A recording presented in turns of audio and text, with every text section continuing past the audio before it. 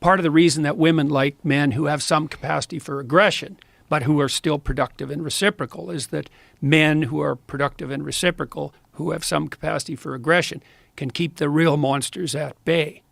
So it's hard on women, because they have to navigate that really thin line between productive generosity and the capacity for aggression.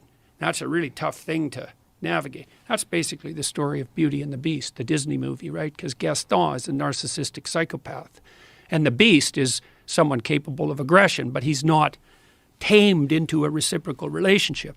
It's also the basis of the most fundamental female pornographic fantasy. And the Google guys figured that out, 15 years ago when they analyzed billions of sex fantasy searches by men and women. Men go for visual imagery, but women go for story. And the story is the same. It's, innocent young woman with a lot to offer, but kind of hidden, finds some male, 5 categories of men: vampire, werewolf, pirate, surgeon, billionaire. And he's, kind of an aggressive guy, but he's capable of being tamed into an intimate relationship. That's the standard female pornographic fantasy. And it's pretty much the standard fantasy of romance. And so you can see, what women are trying to do in that situation is they're trying to find some guy that's got the capacity for mayhem, but that's under control, but who can integrate that into a productive, generous, reciprocal relationship. And so, well...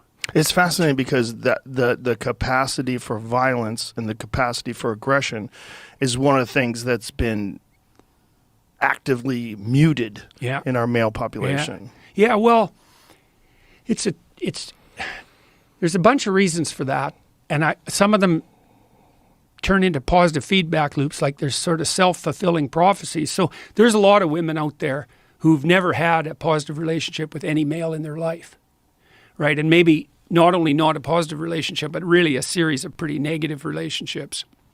And so women like that are very leery of any expression of male ability of any sort, because they can't distinguish productive competence from arbitrary power.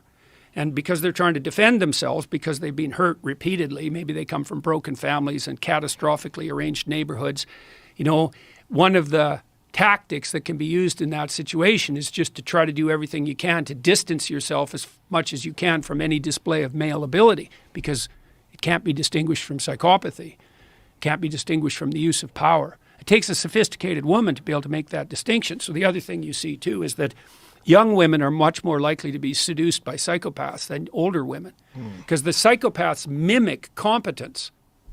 That's what a narcissist does too. They're confident. And women read confidence as a marker of competence, and that's reasonable, but that opens up it opens up a space for exploitation. Because if you can mimic confidence, that's false confidence, narcissistic false confidence, then you look competent, and that works particularly well on naive young women. And of course, they get exploited by people like that, and they think, well, that's what men are like. Right. Yeah. And then women like that, they have boys, and then they're afraid of the boys whenever they express anything looking like masculine competence, and they basically emasculate the boys, and then the boys get bitter, and then they mistreat women, and the whole bloody thing just spirals out of control.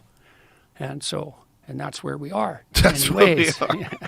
What a strange place to be.